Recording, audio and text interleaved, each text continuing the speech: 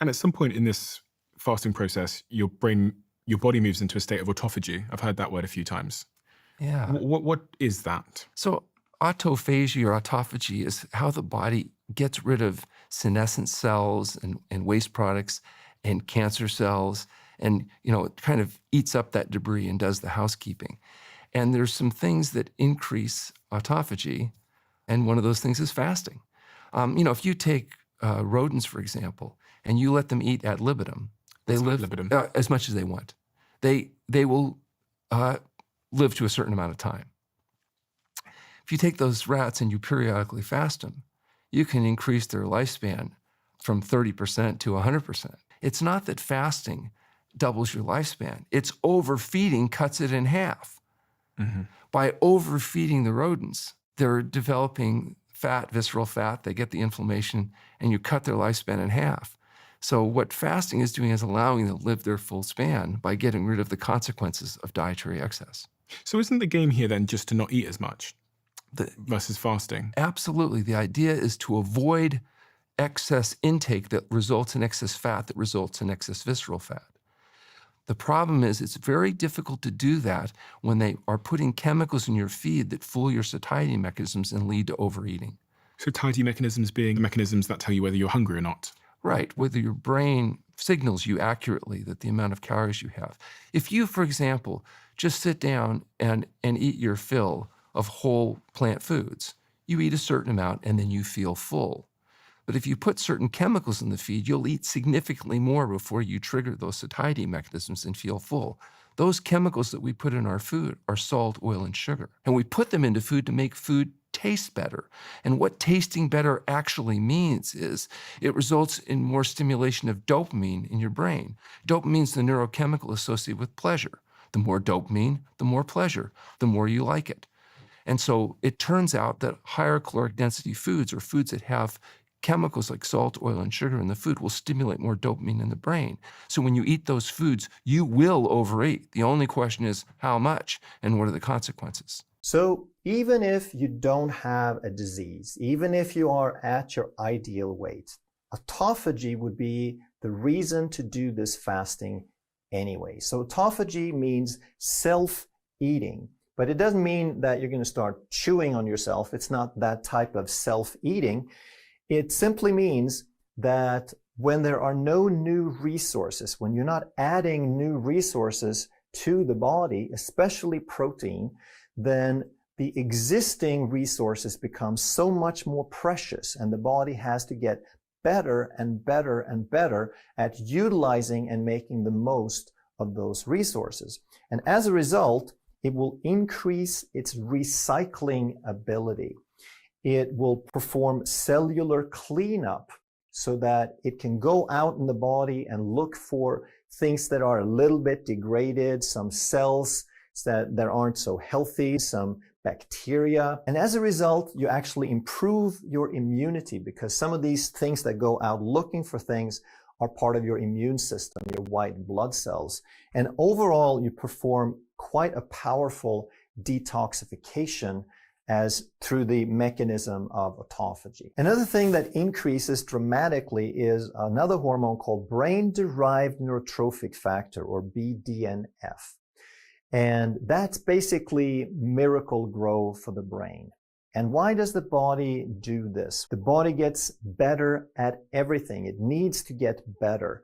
So it needs to increase its ability to learn. It needs to increase its ability to adapt and find new solutions.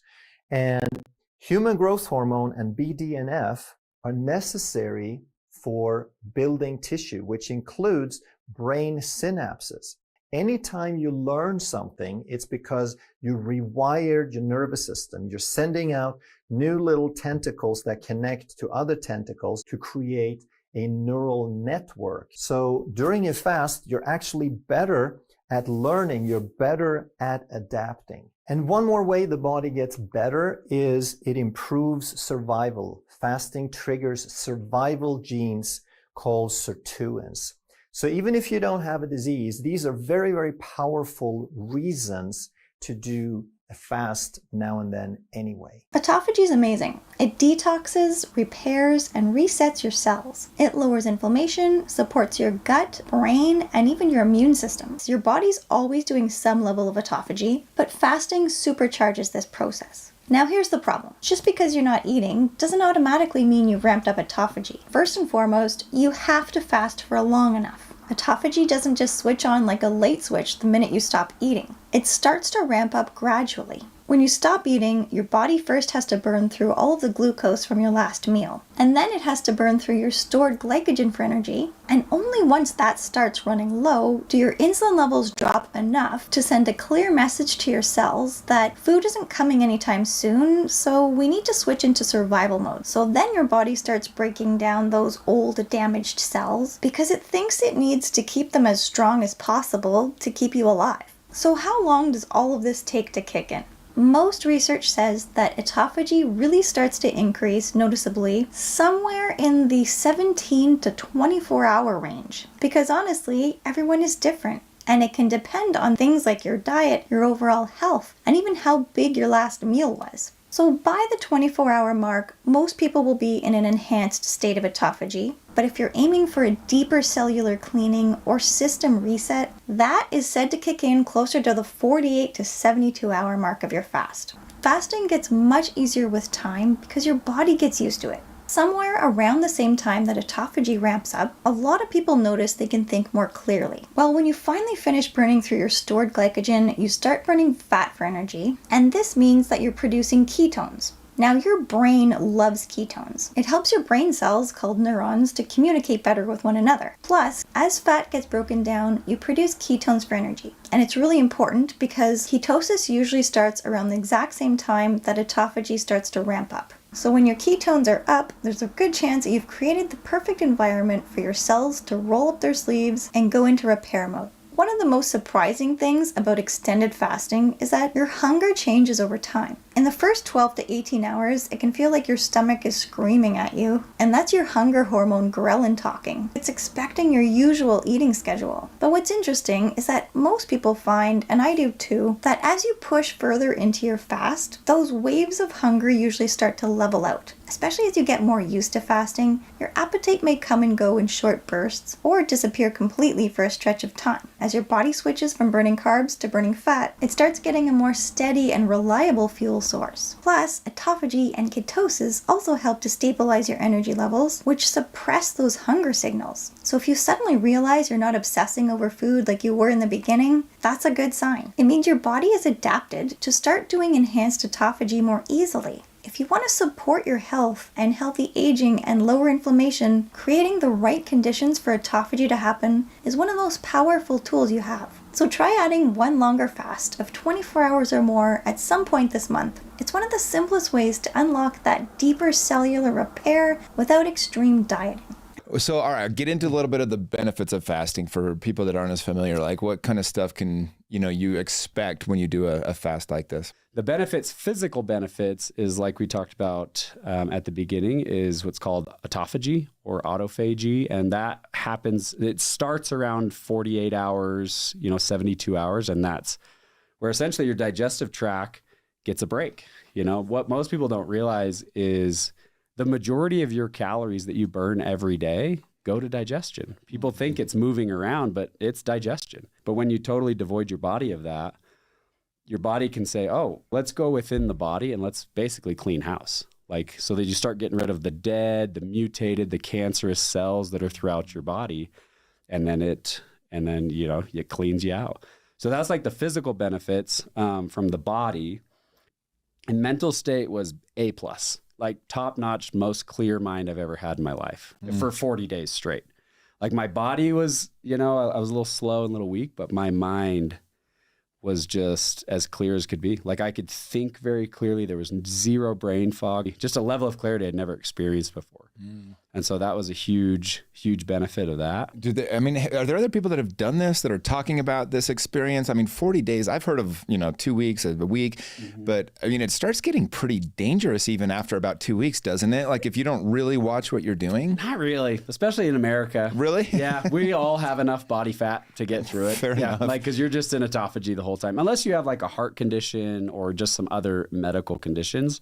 No, like the human body, especially probably most Americans, it's like they could probably go 50 to 60 days without food and be fine. It's quite shocking how much food we think we need versus how much we actually need. Yeah. And as long as you have access to water, it's like, and that's actually, in my opinion, it's a very healthy way to eat. How do you break a 40-day fast? You have to be pretty careful, I'm guessing, on how you come out of it. Yeah. That is actually the most risky part is the refeeding process. The risky part is when your main energy source is body fat, ketosis, and then you go back to using glucose, the shift of going back to glucose, that's the risky part, because that shift back to glucose can disrupt the electrolytes and cause heart palpitations and like just heart stuff. So like when World War II finally ended and the American soldiers were given food to the Jews out of the concentration camps, a lot of them died actually. Oh, for real? Because they just gave them so much food. They were like, my goodness, they're starving. So yeah, I did bone broth to break it. And then I did bone broth for, I think, a day or two. And then I introduced like watermelon, and I was doing just fruit for a little bit. And then it was like, yogurts, and then it was just... I was going to say, you don't look... I saw your photo you posted on Instagram, and you looked a little bit... you looked like you'd been in a concentration camp or something. Yeah, I was skinny, but yeah, because it just comes back so fast, So what happens? Your body starts eating itself, obviously. Did you lose a lot of muscle? Was obviously lose all your fat? I was in ketosis the entire time. So yeah, my energy source was mainly ketosis.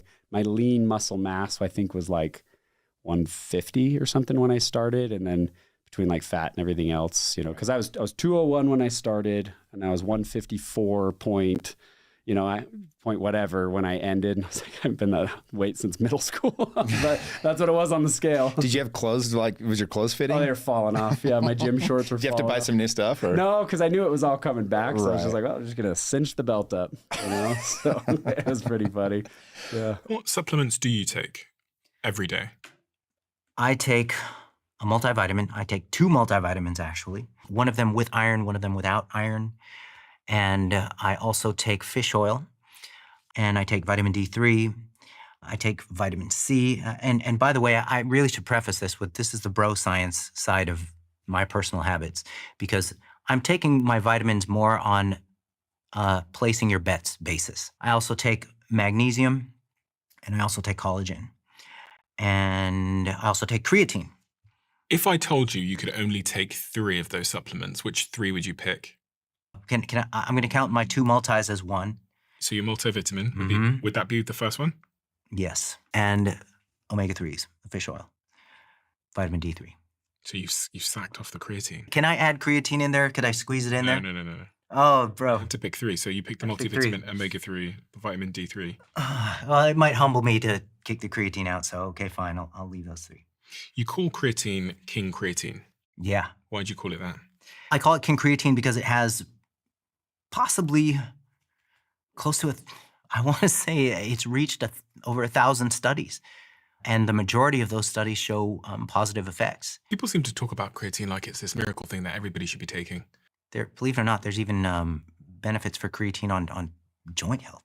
So not only that, not only the athletic performance and muscle hypertrophy side, but there are things like improved glucose control, improved memory.